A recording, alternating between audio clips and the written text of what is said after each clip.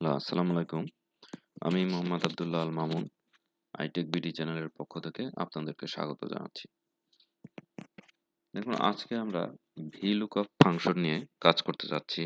এখানে বলে রাখা ভালো যে এই লুকআপ ভ্যালুগুলা ৩ ধরনের সূত্র এক্সেল তৈরি করেছে।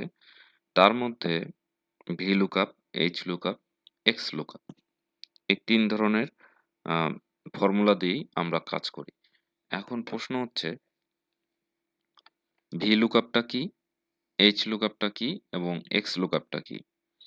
VLOOKUP টা হচ্ছে ডাটা আপনার ভার্টিক্যাল অনুযায়ী খুঁজে বের করবে। আর HLOOKUP টা হচ্ছে হরিজনটালি সে ডেটা সার্চ করে বের করবে। এখন XLOOKUP টা তাহলে কি জিনিস? আসলে XLOOKUP টা হলো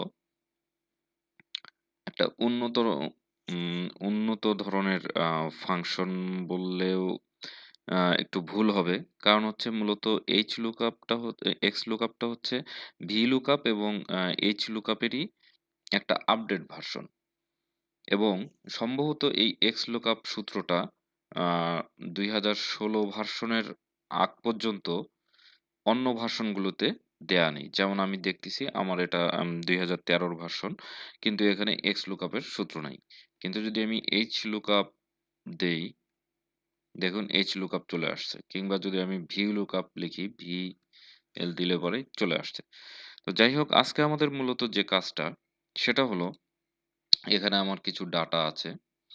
এখানে কিছু দেখছেন ডেটা আছে। অর্থাৎ আমি যদি বলি যে এই ডেটা যেগুলো দেয়া আছে, এই ডেটাগুলোর আন্ডারে এই কয়জন মানুষকে টাকা দেওয়া হয়েছে কিছু, আর কিছু মানুষকে টাকা পেইড করা হয়নি। অর্থাৎ কিছু মানুষকে টাকা পেইড করা হয়েছে আর কিছু মানুষকে আনপেইড করা হয়েছে। এখন এইটা হচ্ছে আমার আনপেইড লিস্ট। ধরুন যে এটা হলো আমার আনপেইড লিস্ট আর এটা হচ্ছে আমার টোটাল লিস্ট। এখন আমি কি করতে চাচ্ছি? আমি চাচ্ছি যে এই আনপেইড লিস্ট থেকে পেইড টোটাল লিস্ট থেকে আনপেইড লিস্টটাকে বাদ দিয়ে শুধুমাত্র যাদেরকে পেইড করা হয়েছে এবং আনপেইড করা হয়েছে তাদের পাশে আমি লিখে দেব যে কাদেরকে পেইড করা হয়েছে এবং কাদেরকে আনপেইড করা হয়েছে। তাহলে চলুন দেখা যাক কিভাবে কাজটা করা যায়। প্রথমেই আমরা এর মাঝ বরাবর একটা সেলে ঢুকবো। এখানে ইকুয়াল দিয়ে VL দিলেই চলে আসবে। Lookup, VLOOKUP। এখন বলতেছে লুকআপ ভ্যালু কোন জায়গা থেকে আমি ডাটা খুঁজতে যাচ্ছি। আমি আসলে এই কলাম থেকে ডেটাটা খুঁজতে যাচ্ছি। তাহলে আমি এই কলাম সিলেক্ট করব একটা ক্লিক দিয়ে। এখানে কার্সরটা রেখে একটা ক্লিক দিয়ে সিলেক্ট করব, বাস। করে এখানে ভ্যালুটাকে আমরা সেপারেট করব কমা দিয়ে। কমা দিয়ে সেপারেট করার পরে এইবার বলতেছে টেবিল অ্যারে। কোন টেবিল থেকে? আমি চাচ্ছি এই টেবিল থেকে। এইখান থেকে শুরু করে যতগুলা আছে পুরো অংশটাই আমি সিলেক্ট করতে চাচ্ছি। এই পুরো অংশটাই এটার ভিতর থেকে খুঁজে আনতে চাচ্ছি। এ কারণে পুরোটাকে আমরা ড্রাগ ড্রপ করে সিলেক্ট করে নিলাম। এখন এই যে অংশটা, এই অংশটাকে আমি লক করে দেব। লক করার কারণে ডেটাটা অন্য কোনো দিকে মুভ করতে পারবে না। এজন্য আপনারা F4 বাটন চাপ দিলে তাড়াতাড়ি হয়ে যাবে। কিন্তু আমার এইখানে সম্ভবত সরি একটু ভুল হয়েছে। Sorry.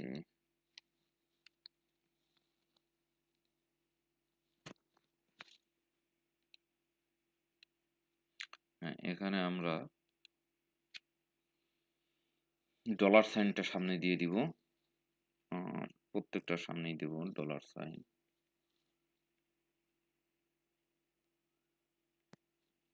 Dollar sign. Dollar sign দিয়ে আমি আমার সেলটাকে লক করে দিলাম। পুরো কলামটাকে লক করলাম। এবার কমা দিয়ে সেপারেট করব। বলতেছে column index number. Column index number দেব আমি 1 এবং 1 দিয়ে সেপারেট করলাম। এরপরে বলতেছে অ্যাপ্রক্সিমেট ম্যাচ, এক্সাক্ট ম্যাচ। আমরা এখানে 0 দিব। 0 দিয়ে প্যারেনথিসিস ক্লোজ করব। হয়ে গেল আমাদের VLOOKUP এর সূত্র। এখন এটা ইন্টার চাপ দিব। ইন্টার চাপ দিলে এরকম আসলো। এখানে এসে যখন এইটা সাইনটা প্লাস চিহ্ন হচ্ছে, এখানে ডাবল ক্লিক করলে নামার কথা। যাই হোক, হয়তোবা আমার কোনো ফাংশনের কারণে নামছে না। যদি না নামে তাহলে এটাকে ধরে আপনারা টেনে নামিয়ে দিবেন। এই পর্যন্ত। দেখুন এখানে যে ডাটাগুলো এখানকার যে ডেটাগুলো এখানে রয়েছে, সেই ডেটাগুলোর জন্য এখানে ডেটা যে খুঁজে পেয়েছে, যেই লাইন বরাবর পেয়েছে সেই লাইন বরাবরই সেটা আমাকে শো করতেছে। এখানে দেখুন যে ডেটা যে এখানে যে লাইন বরাবর পেয়েছে সেই ডেটা সেই লাইন বরাবরই কিন্তু শো করতেছে। এখন প্রশ্ন হলো যে একে আমি পেইড আনপেইড লিখে দিব।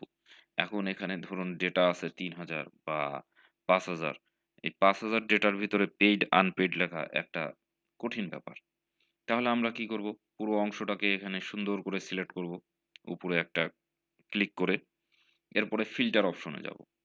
এই যে এখানে আপনারা যদি হোম বাটনে থাকেন তাহলে প্রথমে ডেটাতে ক্লিক করবেন, ডেটা রিবনে ক্লিক করে ফিল্টার বাটনটাতে ক্লিক করবেন।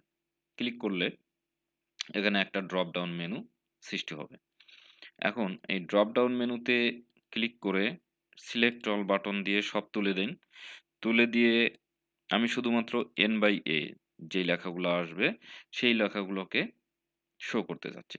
তাহলে কি এন বাই এ ক্লিক করে দিলাম। আচ্ছা,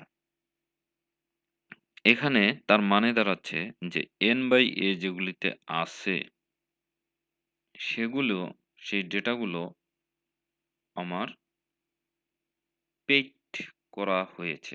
তাহলে আমি এখানে লিখে দিব পেইড, পেইড।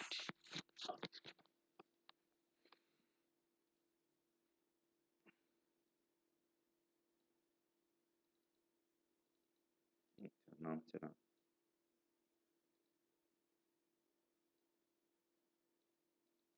আচ্ছা, পেড লিখে দিলাম। পেড লিখে দেওয়ার পরে এবার সিলেক্ট অল, আবার যাব ফিল্টারে, সিলেক্ট অল করব। সিলেক্ট অল করে ওকে করলে দেখুন যেগুলোকে দেখাচ্ছে আমি পেইড আকারে দেখালাম। এবার আমি চাচ্ছি এগুলোকে আনপেইড হিসাবে মার্কিং করব। তাহলে কি করব? সিলেক্ট অল বাটনে যাব। এখানে সিলেক্ট অল এবার থাকবে এন বাই এ অংশটাকে শুধুমাত্র আমি তুলে দেব। তুলে দিয়ে ওকে করব। আমাকে শুধু পেইডগুলা আনপেইডগুলাই এখানে শো করবে। তাহলে এখানে আমি এবার লিখে দেব আনপেইড।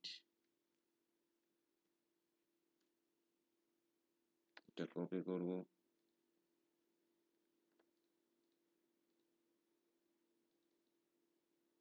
সরি,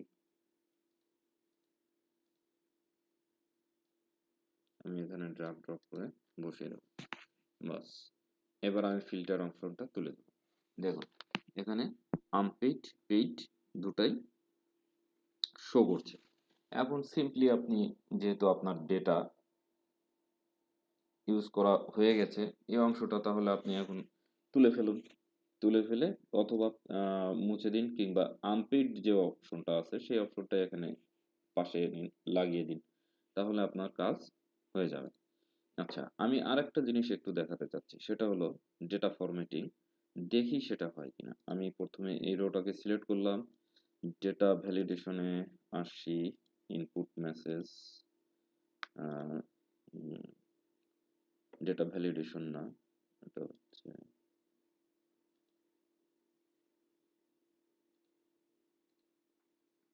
আচ্ছা, আমরা এখানে আসবো হোম বাটনে। হোম বাটন, হোম ট্যাবে এসে এখানে দেখুন কন্ডিশনাল ফরম্যাট নামে একটা অপশন আছে। কন্ডিশনাল ফরম্যাট এই অপশনটিতে ক্লিক করব। ক্লিক করে হাইলাইট সেলস অ্যান্ড রুলসে আসবো। এসে টেক্সট দ্যাট কন্টেইন এখানে একটা ক্লিক করব।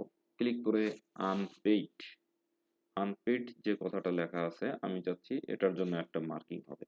তাহলে আনপেইড, PAID, আনপেইড শব্দের জন্য আমরা কি দিতে পারি?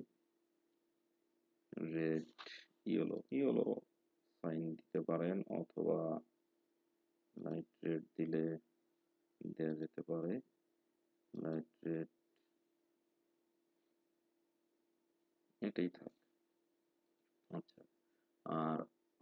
চাচ্ছি যে পেইড যে অপশনগুলো আছে পেইড অপশনের জন্য আরেকটা কালার।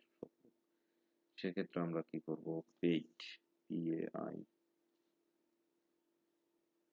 PAIT পেইড, এটার জন্য আমরা যাচ্ছি গ্রিন কালারটা, সরি আনপেইড এবং পেইড দুটাই পেয়ে যাচ্ছে, এই কারণে সম্ভবত ঝামেলাটা করতেছে, একই শব্দ পেয়ে যাচ্ছে, সেই জন্যই ঝামেলাটা করছে।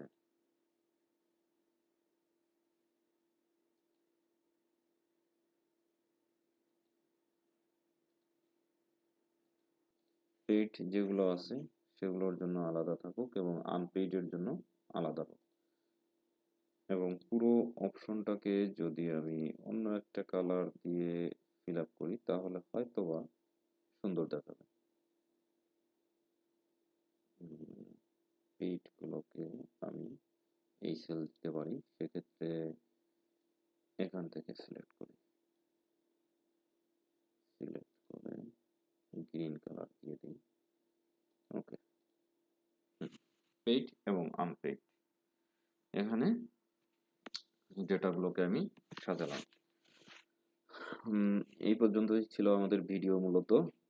আশা করি ভিডিওটি আপনাদের কাছে ভালো লাগবে এবং আপনারা যারা মানে এই জিনিসটা বুঝতে পারেননি, আমার এই ভিডিও দেখে হয়তো বা খুব সুন্দরভাবে তারা এই সূত্রটাকে ইউজ করতে পারবেন। আর অবশ্যই ভিডিও ভালো লাগলে তো লাইক দিবেনই, সেই সাথে অবশ্যই আমার চ্যানেলটিকে সাবস্ক্রাইব করবেন। আর একটা জিনিস সেটা হলো যে এখানে একটা জিনিস বলতে ভুলে গেছি, অনেক সময় নাম্বার ফরম্যাটিং এর ক্ষেত্রে একটু প্রবলেম হয়। যেমন এই ডেটাটা আপনার এরকম ভাবে আছে, ডেটাটাকে যদি ফরম্যাট সেলে আমি চাই, ওটাকে যদি আমি নাম্বারে ক্লিক করি এবং এটা যদি এইভাবে থাকে, না এখানে কোনো প্রবলেম করছে না আমি দেখতেছি, তো অনেক সময় প্রবলেম করে, সেক্ষেত্রে সেলটাকে আপনি নাম্বারে কনভার্ট করে নেবেন। বা এই যে দেখুন, এই যে এখানে যদি আমরা সেলটাকে বিবেচনা করি, এখানে দেখুন এক ধরনের টেক্সট আকারে আছে, এখন টেক্সট আকারে যদি থাকে, এটাকে আমি আরেকবার একটু দেখি টেক্সট আকারে আসে কিনা। ওকে করলাম, না কোনো প্রবলেম শো করছে না, কিন্তু এই যে এখানে যদি সেটা প্রবলেম সৃষ্টি করে তাহলে সিম্পলি আপনি এরকম ডেটাতে ক্লিক করলে এরকম একটা মেসেজ দেখাবে। এখানে আপনি এটা ক্লিক করবেন, ক্লিক করে এটাকে কনভার্ট টু নাম্বার নামে একটা অপশন আসবে, কনভার্ট টু নাম্বার নামে একটা অপশন আসবে, সেই অপশনটাতে ক্লিক করলেই এই অংশগুলো নাম্বারে পরিণত হয়ে যাবে। তাহলে আজকের মতো এই পর্যন্তই। আসসালামু আলাইকুম।